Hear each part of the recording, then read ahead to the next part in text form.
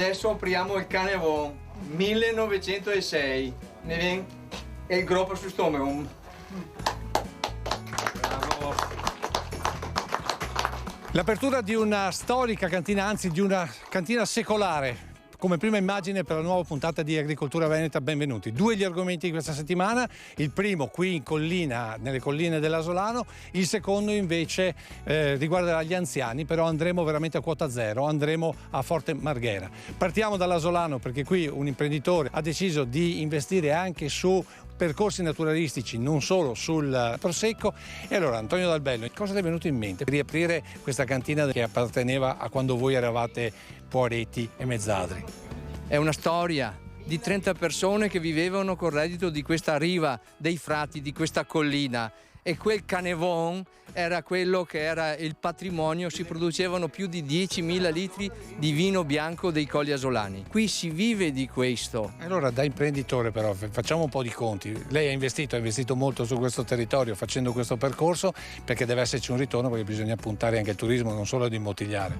Il turismo dovrà arrivare per noi, perché tutte le nostre bottiglie che ci sono in Italia e all'estero sono tutte cartoline che portiamo in giro, ma adesso queste saranno anche utili per far venire qui le persone per vedere dove è partito tutto. Percorso naturalistico ma anche occasione turistica. Allora, con il sindaco di Asolo, padrone di casa del territorio, parliamo proprio di turismo, perché Asolo dà dei numeri davvero eccezionali. Le presenze da gennaio ad fine aprile risultavano un 30% in più rispetto al 2019, l'anno migliore per le presenze di turisti sia nazionali che internazionali sulle nostre colline.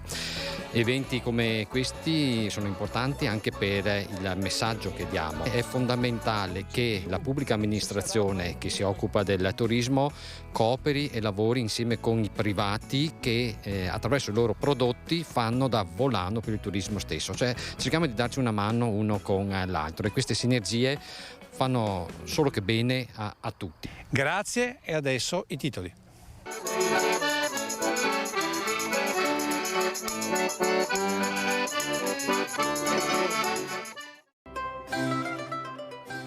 Prosecco come promotore turistico dei nostri territori. Con questa prospettiva è inaugurato ad Asolo il percorso delle vigne, dove si raccontano secoli di storia racchiusi nella degustazione di un calice. Tenere il più possibile gli anziani nel loro mondo con agevolazione, assistenza domiciliare e una rete solidale. Questo è l'obiettivo della nuova legge sulla terza età discussa a Forte Marghera durante la 7ª festa dei pensionati CIA. Estate, primi attacchi di parassiti alle nostre piante. Con Adriano Favaretto impariamo quali prodotti scegliere per l'orto e come farci un semplice ed ecologico trattamento per le rose. Nella stagione migliore per pulci e zecche, Zampettando vi spiega le buone pratiche per proteggere i nostri gatti. Questa settimana i consigli e le applicazioni sono della veterinaria Chiara Candiotto. Sono belle, buone e hanno tante proprietà. Sono le ciliegie, frutto simbolo dell'estate, e fra i benefici meno conosciuti raccontati dal nostro Renzo Gatto, quello di rilassarci e di facilitare il sonno. Torna nella prima puntata di giugno il pronostico di Morgana. Tra tempo incerto, boom del turismo rurale, difficoltà per i mutui in crescita, dalla fattucchiera del Sile anche delle possibili difficoltà per il mondo del prosecco.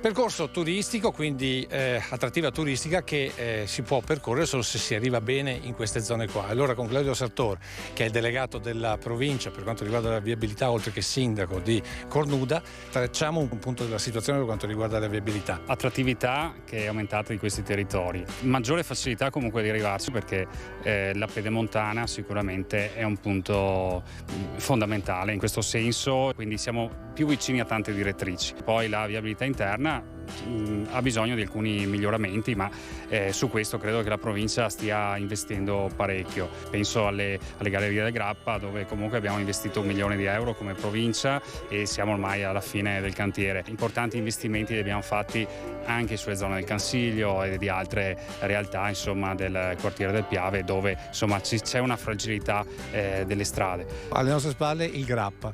La strada aperta quando? Sarà verso fine luglio. È stato difficile lavorare in quel contesto, questo che è a 1500 metri con comunque anche una viabilità precaria, però è vero che è un intervento definitivo. E tra i presenti a questa inaugurazione anche Annelisa Rampini, che oltre che essere sindaco di Pio del Grappa è anche il referente per il progetto Babbunesco. Mantenere e preservare la biodiversità, questo è il compito che l'UNESCO ci ha assegnato e aziende virtuose come questa non fanno che aiutarci e rendere più facile il percorso. Sicuramente l'ambiente montano ha ulteriori criticità perché chiaramente è un ambiente fragile, il tema dell'acqua, il tema della difficoltà anche di mantenere i pascoli sono all'ordine del giorno. Abbiamo un tavolo che è stato costituito da Aprolab che si occupa proprio di affrontare questo tipo di tema in modo da poter mettere nel piano d'azione che verrà approvato entro settembre anche tanto sulla questione del pascolo e delle maglie in montagna. Con Veneto Agricoltura stiamo partecipando ad un bando LIFE della Comunità Europea sui pascoli di alta montagna, progetto innovativo che speriamo venga premiato dall'Europa e ci veda finanziati. Siamo qui tutti con la massima attenzione per supportare i nostri agricoltori perché possano continuare a vivere la montagna e soprattutto aiutarci nel mantenerla. Sì, perché poi se avanza il bosco, se avanza il sottobosco, se avanzano le rove, come si dice dalle nostre parti, è un disastro anche per la pianura. Certo, è un disastro per tutti, sia dal punto di vista idrogeologico ma anche e soprattutto per la nostra biodiversità. Dobbiamo fare in modo di difenderlo e consegnarlo alle generazioni future. Grazie Sindaco, adesso le notizie.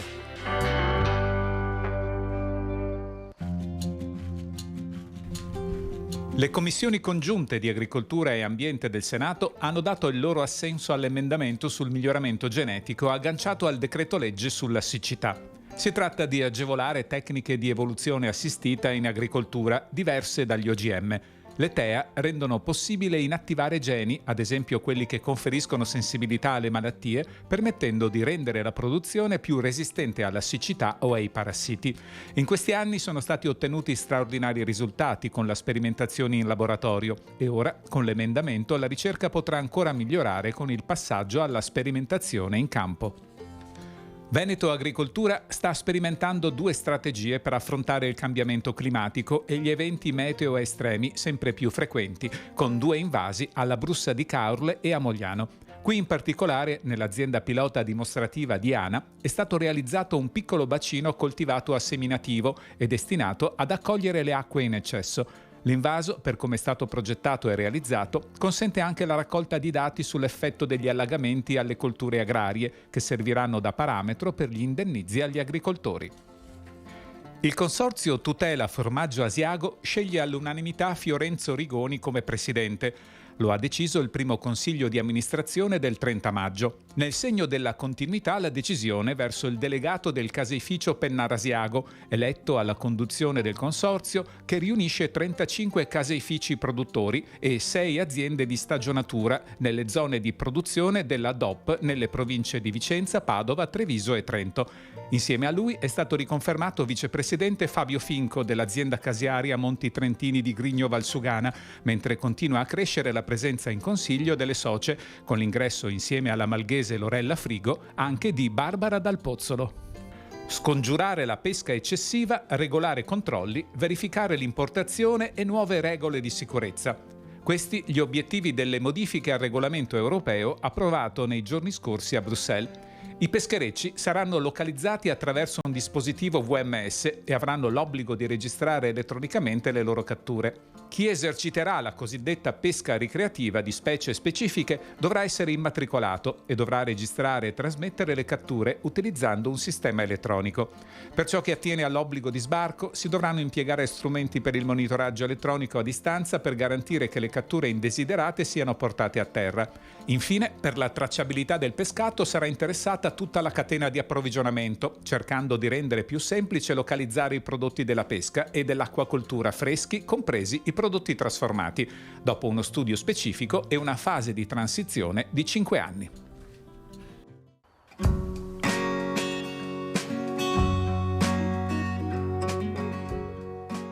E in questo percorso naturalistico ci capita anche di trovare un atleta come Gabriella Dorio.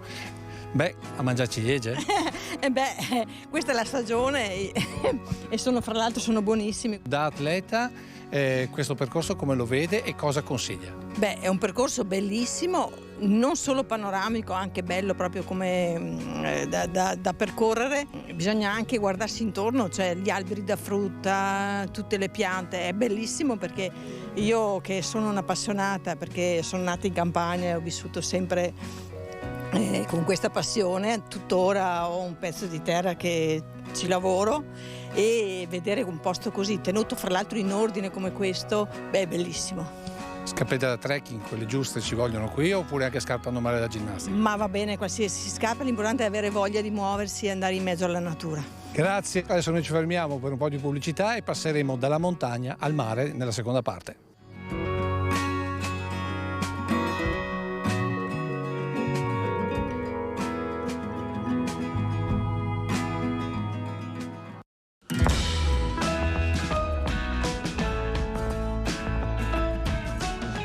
Seconda parte da Forte Marghera per parlare di anziani con la 7ª festa interregionale di ANP CIA, una festa dedicata a questa parte della nostra popolazione che sta sempre più crescendo. Pensate che ad esempio in provincia di Rovigo ci sono più pensionati che personale attivo e questo deve far pensare. Una piramide rovesciata che è stata il centro della discussione di un incontro che si è sviluppato oggi. E allora cominciamo con i relatori, con Giovanna Gazzetta che è la presidente veneta di ANP.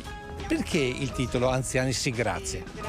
Perché vogliamo che agli anziani sia dato un valore maggiore di quello che sentiamo noi che non c'è. L'anziano non è un peso, ma invece una risorsa e quindi le istituzioni, la politica e quant'altri devono dare quel valore giusto all'anziano. Faremo delle iniziative anche in collaborazione col CUPLA, che è il Comitato Unitario dei Pensionati del Lavoro Autonomo, e stiamo vedendo di portare una raccolta firme, una petizione popolare per fare in modo di sensibilizzare le istituzioni. Voi come comune come vedete questa terza età? Anche voi state ragionando come Rovigo sul fatto che ci saranno sempre più anziani e meno popolazione, fra virgolette, attiva? Sì, è un tema drastico nel paese, la piramide demografica è completamente rovesciata, nel giro di qualche anno avremo molti più anziani di quanti sono i giovani. Oggi l'area anziani è quella su cui il comune investe di più in assoluto nel bilancio del sociale insieme a quella della disabilità. Si va dall'aiuto a pagare la retta nel caso in cui ci sia un inserimento in casa di riposo per le persone con poche sostanze, si va dall'assistenza domiciliare. Dall'altra parte c'è un lavoro però anche prima, in tutta la parte della terza età in cui l'anziano è ancora autosufficiente, noi puntiamo a che resti il più possibile autosufficiente per lavorare con lui sull'invecchiamento attivo, quindi l'obiettivo è aiutarli ad essere autonomi, non farli sedere, non lasciarli da soli, aiutarli a essere autonomi il più possibile. Grazie, adesso il nostro Lorenzo Gatto.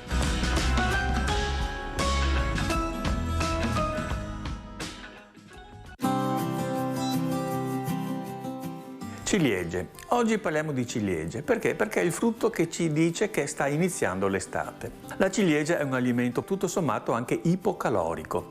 Perché? Perché 100 grammi di ciliegie polpa ci dà circa 50 calorie. Contenendo 12 grammi circa di zuccheri. Poi contiene anche fruttosio, contiene altre sostanze, tra cui importante è la presenza del potassio, di antocianidine e di altri polifenoli. Inoltre sono presenti sia il triptofano che la melatonina. Cosa vuol dire la presenza del triptofano e della melatonina? Beh, questi sono dei componenti molto importanti per quanto riguarda il sonno, soprattutto nel sonno quello disturbato. Si è visto peraltro che funziona meglio nelle persone anziane. Le ciliegie, dal punto di vista salutistico, è anche un frutto molto importante perché migliora l'aspetto dell'infiammazione, cioè sono degli antinfiammatori importanti. Tanto è vero che contengono anche dei salicilati, in maniera così importante che è come se noi prendessimo, tra virgolette, un'aspirina, naturalmente con un consumo di 250-300 grammi di polpa di ciliegia al giorno. Le ciliegie hanno un basso indice glicemico. Cosa vuol dire indice glicemico? È la velocità con cui il glucosio, cioè lo zucchero, sale nel nostro sangue. Più è lento, cioè più è basso questo indice glicemico, meglio è, in particolar modo per i diabetici. Ma può anche essere utile come frutta nelle diete ipocaloriche, cioè nelle diete delle persone che così cercano di dimagrire per la prova costume. Termino con una curiosità. Il fiore del ciliegio è molto bello ed è segno anche di ricchezza e di buon auspicio. È diventato però nel tempo anche un simbolo di una qualità assai rara nelle persone, e cioè della cortesia e della buona creanza.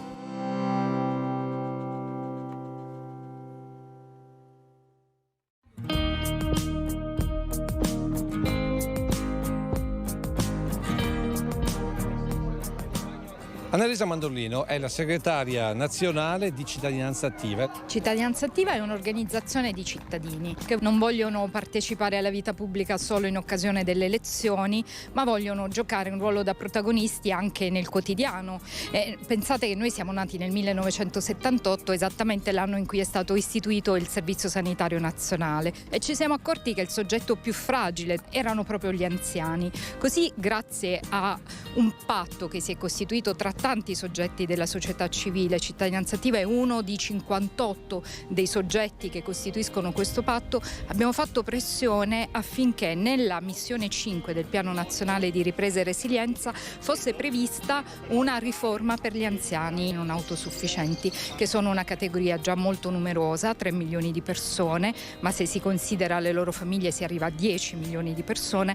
Ora la legge è stata approvata, però la cosa veramente qualificante che deve essere approvata sono i suoi decreti che ci facciano capire come si intende aiutare questo numero così grande di persone. Però d'altra parte ancora che si qualifichino anche delle risorse che già il Piano Nazionale di Ripresa e Resilienza prevede. Per esempio nella missione 6 sono previste delle risorse sull'assistenza domiciliare che vanno impiegate bene. Presidente De Carlo, si sente deluso dalla legge finanziaria, perché? Perché gli aumenti delle pensioni che sono state fatte sono davvero deludenti. Si tratta di sostanzialmente circa 20 euro per quelli che erano a 524 e altri 20 euro per chi ha più di 75 anni.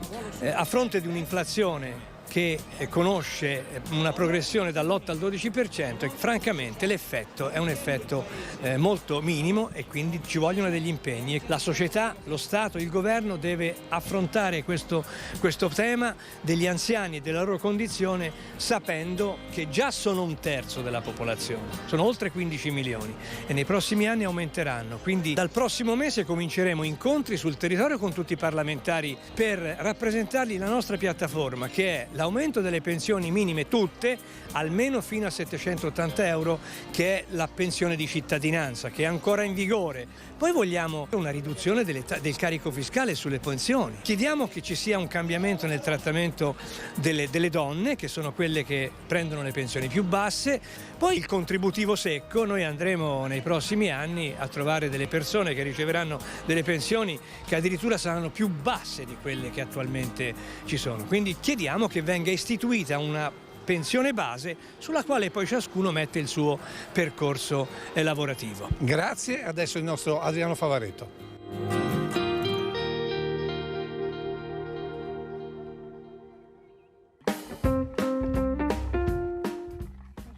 Giugno, e quindi la prima puntata parliamo dei parassiti delle piante, quali afidi, quali bolle, quali chimici, eccetera, eccetera.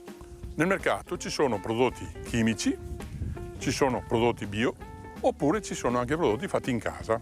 Cominciamo con gli afidi, che colpiscono particolarmente le rose, e noi agiamo con il sapone come si faceva una volta. Quindi, classico sapone Marsiglia, ho messo dentro 50 grammi di scaglie di sapone su 1 litro di acqua e l'ho lasciato diluire per un giorno, diciamo, sciogliere. Fate l'emulsione, prendete il contenitore, io ho questo che tiene 2 litri di acqua, e metto dentro mezzo bicchiere di liquido, quindi diluisco ulteriormente. Io ho preso questo contenitore perché ho parecchia roba da dare, oppure trovate in commercio questi da mezzo litro, e quindi anche questi sono funzionanti, oppure utilizzate quei contenitori per i detersivi in casa. Ora trattiamo un altro prodotto, è un estratto di equiseto, quindi un bio, che è contro malattie fungine come bolla, peronospora, oidio, sul vostro perseguir, che è quelle foglie che ha quella bolla gonfiata, diciamo ruvida, ecco, quella è la bolla del pesco che va trattata. La sua proporzione sarebbe 1 a 10 in pratica. 1 litro su 10 litri di acqua. Mi raccomando, date una bella agitata. Ultimo prodotto è il classico sulfato d'erame, che adesso lo trovate già sciolto, diciamo, e va utilizzato al 10% e va bene per l'orto. Pomodoro, melanzane, i peperoni, e date su quel prodotto qua. Un consiglio: quando poi terminate e mettete gli spruzzatori sullo scaffale, scriveteci il nome, a questo, a quello, e scriveteci il prodotto che c'è dentro, perché fra 15 giorni, quando andrete a riutilizzarlo, non vi ricordate più. Nella prossima settimana vi faremo vedere come si va a spruzzare. Prima di concludere, una rettifica. La settimana scorsa avevamo parlato della potatura delle spiree e stavamo potando, ho detto, una spirea bumalda. Non è vero, perché era una spirea bangutei. La bumalda sta fiorendo adesso, quindi non si può potare. E per ultimo, permettetemi di salutare tutti i carabinieri per il 209° anno di fondazione dell'Arma e in particolar modo i carabinieri del 13° di Gorizia.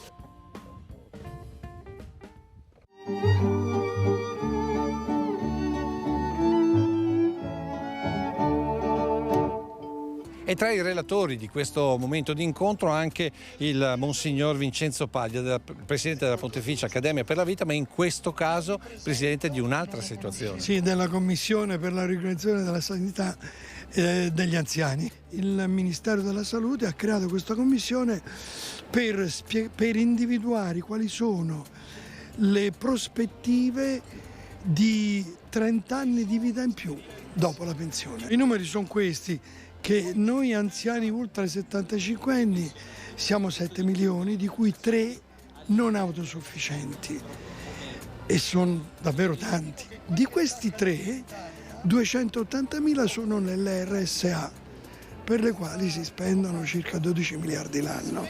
Gli altri 2 milioni e 7 sono nelle loro abitazioni così come sono, e ce ne sono 1,3 milioni soli. 570.000 in palazzi senza ascensore dal secondo piano in su, più di 150.000 non arrivano a 500 euro al mese, e per questi neppure 2 miliardi. Questo dà la fotografia dell'urgenza di un cambiamento non solo di politica ma anche di cultura. E proprio per questo lei ne ha parlato con Papa Francesco, sì, e lancia un'iniziativa per ottobre dove vuole anziani e i bambini, niente adulti. A Piazza San Pietro una grande udienza con Papa Francesco, dove appunto queste due generazioni estreme, i nonni e i nipoti, si trovano assieme perché mostrano innanzitutto un'affettività straordinaria, le complicità affettive sono straordinarie, e nello stesso tempo insegnano che se vogliamo vivere bene dobbiamo prenderci cura gli uni degli altri, anche gli adulti, anche i più giovani. Da soli si vive male. Ecco perché questa manifestazione è un messaggio di affetto e di cultura per il nostro paese. Lei con la comunità di Sant'Egidio però ha già messo in atto un principio virtuoso. Viva gli anziani, cioè soprattutto nei centri storici c'è un gruppo di volontari che stanno al telefono e poi si interessano nel quartiere, il barista, il giornalaio, il fruttivendolo, il farmacista, chi per lui, i quali se non vedono l'anziano venire telefonano al centralino e scatta ovviamente un circuito virtuoso di relazioni, perché vedete il virus più duro, più terribile degli anziani soprattutto, ma non solo, è la solitudine. Ecco perché dobbiamo creare delle strutture anche sociali e relazionali per aiutare gli anziani a non restare soli, e questo vuol dire anche non solo più felici loro, ma a mio avviso anche più felici chi li va a trovare, perché trova una grande ricchezza. Grazie Monsignore, e adesso Zampettando.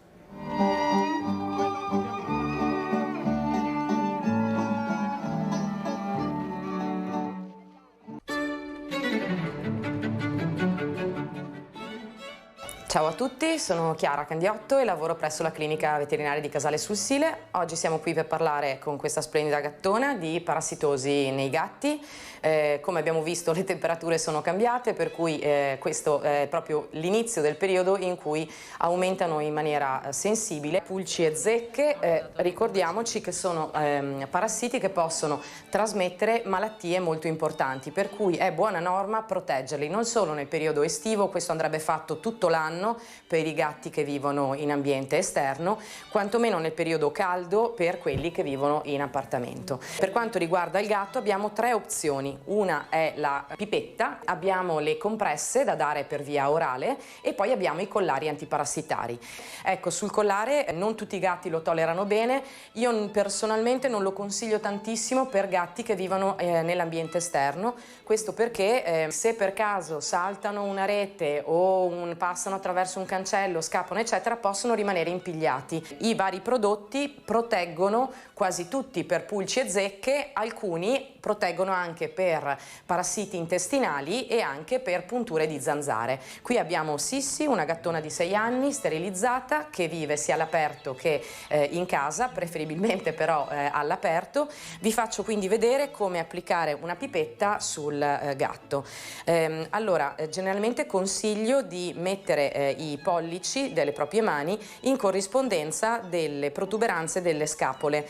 Si sente, no, tutta la colonna vertebrale e si percepiscono, si vedono anche le 2 scapole. Si prende questo come punto di riferimento, con le mani si fa una riga in modo da spostare delicatamente tutto il pelo e intravedere, la vedete, la cute, e in questa posizione andremo ad applicare il contenuto della pipetta. Qui è un punto dove il gatto non riesce a arrivare a leccarsi e nonostante sia un prodotto non tossico è sempre buona norma che non lo prendano per bocca.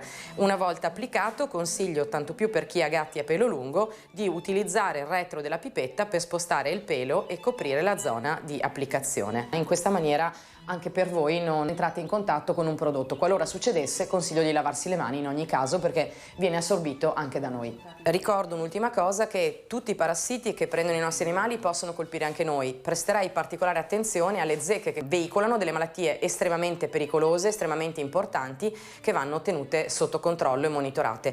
Aiutando i nostri animali con gli antiparassitari in qualche modo aiutiamo anche noi evitando che arrivino nelle nostre case.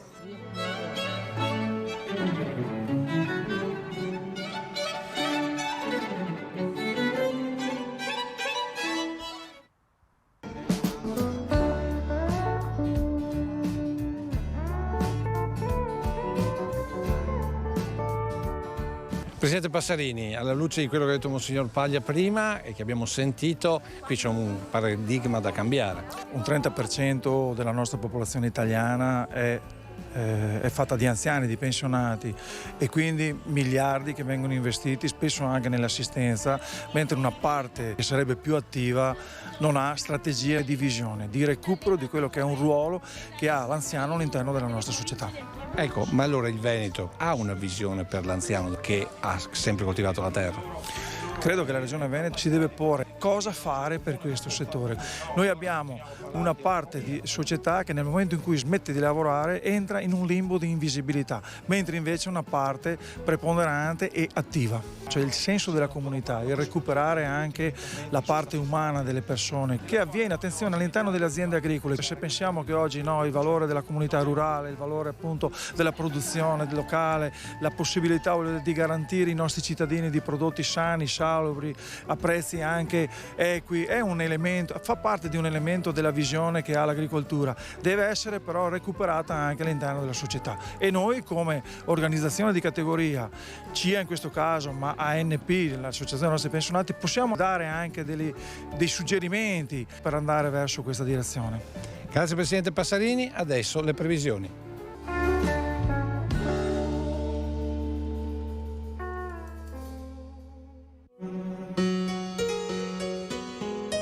La situazione generale si caratterizza dalla presenza di un ampio anticiclone, quindi da un'ampia area di alte pressioni, il cui centro è localizzato sull'estremo nord dell'Europa.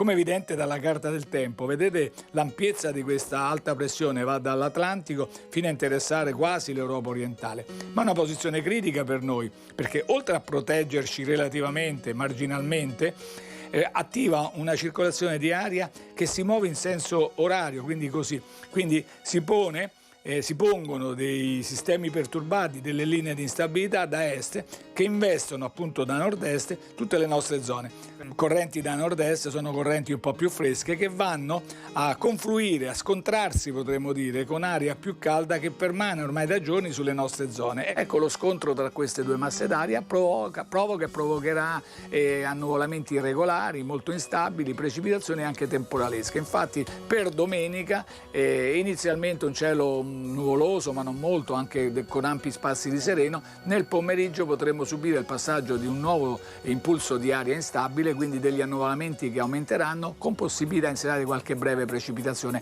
soprattutto sotto i rilievi. Una instabilità, quindi una variabilità del tempo anche abbastanza accentuata, che stante questa situazione ci accompagnerà per tutta la prossima settimana. Aspettiamoci per ogni giorno delle nuvolosità irregolari che si formano velocemente e che si accompagnano spesso a qualche precipitazione, anche a qualche temporale. Le temperature rimangono al di sopra della norma, con minime in pianura almeno tra i 16 e i 18 gradi, le massime tra i 23 e i 25 gradi. Poi nel corso della prossima settimana caleranno nelle massime, ma sempre al di sopra dei 20 gradi. L'Alto Adriatico è poco mosso, anche se temporaneamente potrebbe essere mosso. È tutto.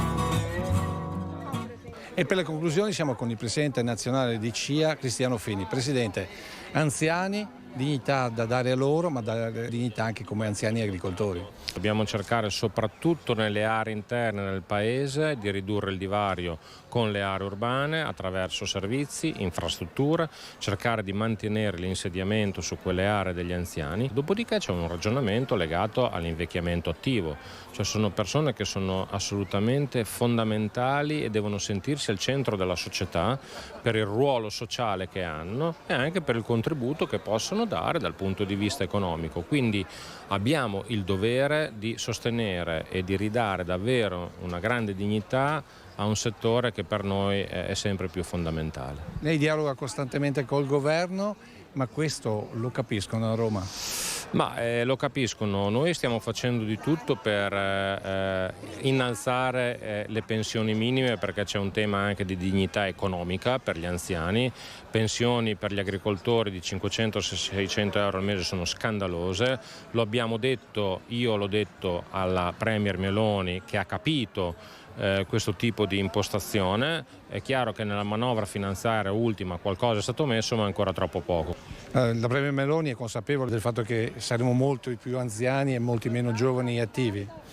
Credo che sia consapevole, è chiaro che anche lei deve fare i conti con quelle che sono le casse dello Stato. C'è dialogo comunque col governo quando si parla di anziani, perché forse sono quelli che votano un po' meno? Ma su alcuni temi sicuramente c'è dialogo, c'è intesa, tutto il tema legato alla non autosufficienza, quindi ci aspettiamo già nelle prossime settimane, nei prossimi mesi, di vedere politiche e risorse ad hoc per il settore. Grazie Presidente Fini, si chiude qui questa puntata di Agricoltura Veneta, essendo la prima del mese. Adesso sentiamo i pronostici per questo giugno da Morgana e noi ci vediamo la prossima settimana.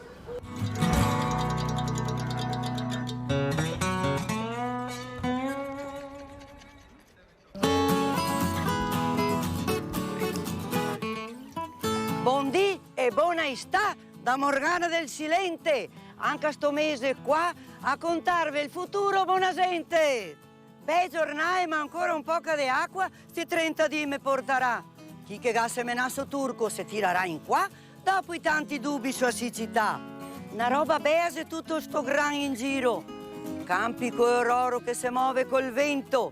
Quindi non solo proseguo a far da tiro, in sto mondo che non è mai contento. Vinca il Silmedise andrà caendo, finì i giorni buoni, tra prezzi alti e gente che non capischei, bottiglie che resterà in mucciai sui cartoni e cantine che dovrà rifare i conti, cari miei. Intanto sto mese arriva tutta la nostra frutta, matura albicocche, perseghi e sarese. Toemo dai nostri agricoltori che è buona tutta. Sicuri che pur sparagnando, in toe non troveremo sorprese. Ah ben po', anche Ave, che continua a chiamar mai come sto anno. Se veriva in giardino non c'è niente di grave, anzi vuol dire che stai in un posto ancora sano. C'è un altro segno di natura che mi domanda di tenerla ben. E ora il sil mi dice, manco cemento e piccura, anche per creanza delle generazioni che viene. Che poi sarebbe anche un modo di fare qualche scherzo in più, tenere ben trosi, canai, campi e pra. Posti che i turisti tirerà ogni dì per un'economia che pronostico ancora tanto accrescerà. Specie per malghi in montagna che gada star verte per tenere in drio il bosco, perché se lassuno si investe e se sparagna, quei rive che venga rasò, vedo un futuro molto fosco. Come per i giovani che si compra casa e che adesso paga mutui da capogiro, se noi sosteniamo che fiai vogliamo che faccia, con tutti i suoi sogni che si squaia come un butiro. E per cambiare sti brutti presagi senza creanza, il sil mi dice che occorre stare insieme gente, invece di guardarsi il bunigolo della panza. Aiutiamo chi avemo vicino e non ha niente. E questo è l'auspicio di sta che viene da Morgana del Fiume Silente, sentata qua in pastoria, che adesso vi aiuta e va a cercare di far del ben. Pronta 4:30 a contarvi luglio, sempre in allegria!